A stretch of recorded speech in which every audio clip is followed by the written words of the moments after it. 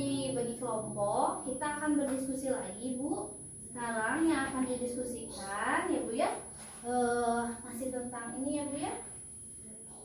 Untuk kelompok 1 ya, kelompok 1 kelompok mulai, apa yang sebaiknya dilakukan pada lansia agar lansia sehat dan bahagia? Boleh ditulis Bu, boleh ditulis.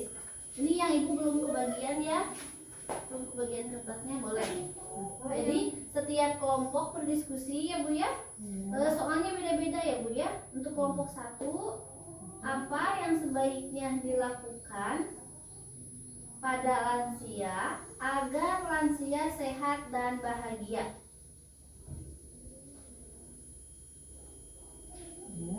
Ya. Ibu diskusikan ya dengan teman-teman Ibu. Kemudian untuk kelompok 2, Ibu,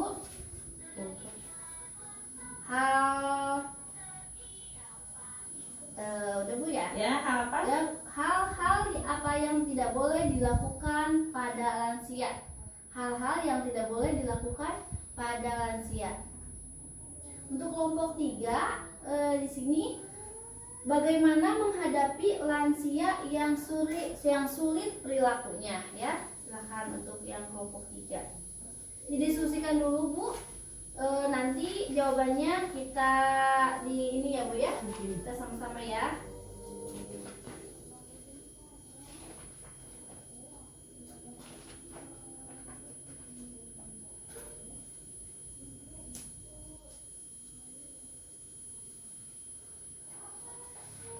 Udah Bu? Belum. Untuk kelompok 1 tadi ya, apa yang sebaiknya dilakukan pada lansia agar lansia sehat dan bahagia? Ya. Kemudian yang untuk kelompok 2, hal-hal apa yang tidak boleh dilakukan pada lansia? Untuk kelompok 3, bagaimana menghadapi lansia yang sulit perlakuannya ya Bu ya? Maksudnya perilakunya ya. Mohon maaf.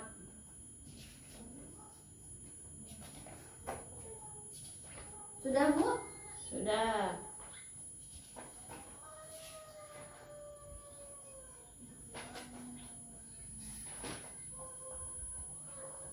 Coba kelompok 1 Ya. Bu Ai. Ya.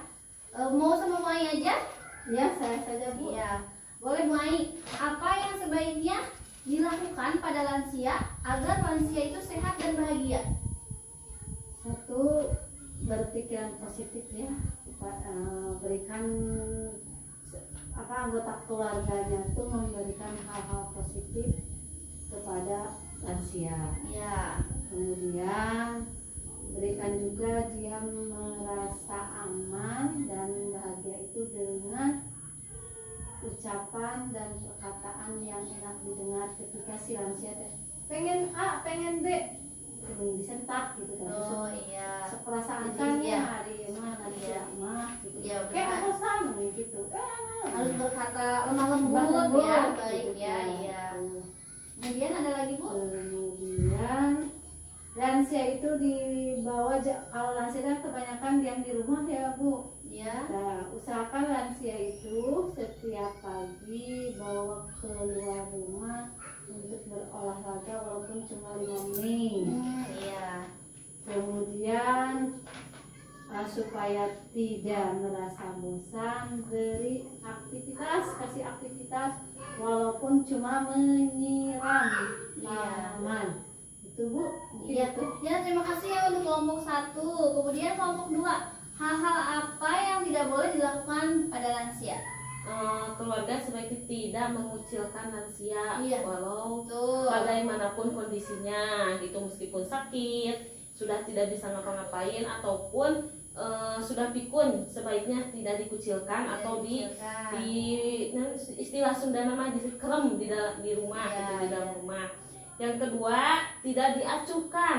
Misalkan lansia memiliki ingin keinginan ini itu, biasanya kan lansia suka banyak ngobrol ya ibu, itu sebaiknya tidak diacuhkan tapi didengarkan. Iya. Terus yang paling utama, lansia tidak ditelantarkan keluarganya gitu. Kalau misalkan sudah tua sudah terlalu tua atau ini pikun tidak ditelantarkan. Terus tidak memarahi lansia. Udah kan? Oh iya. Sekarang kelompok 3 Bu, kelompok 3. Bagaimana menghadapi lansia yang sulit perilakunya?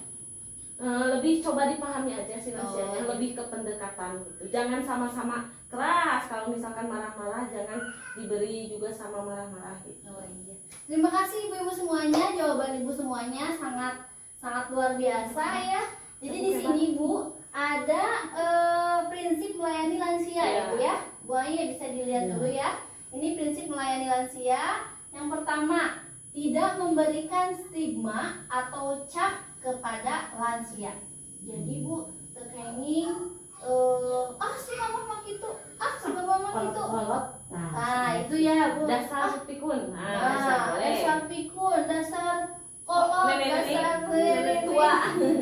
Ya itu tidak boleh. Yang kemudian tidak mengucilkan, menghindari sikap sensitif misalnya mudah marah atau tersinggung ya.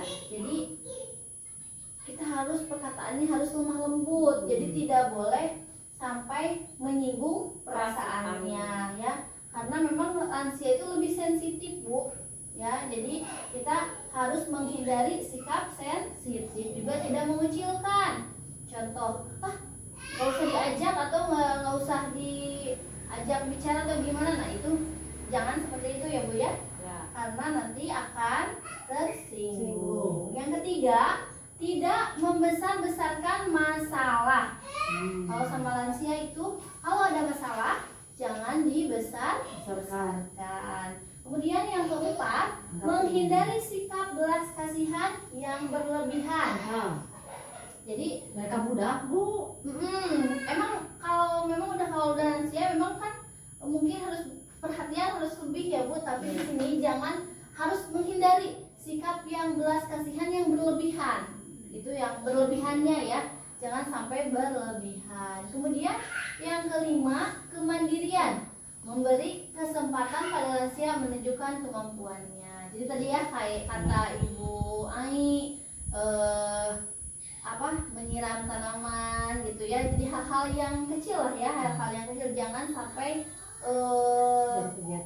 nggak ada kegiatan ataupun biasanya kan kalau lansia itu bosan di rumah itu nggak bisa ngapa-ngapain, bosan gitu ya. Tapi kalau ada kegiatan walaupun cuman menyiram itu akan membuatnya bahagia atau senang.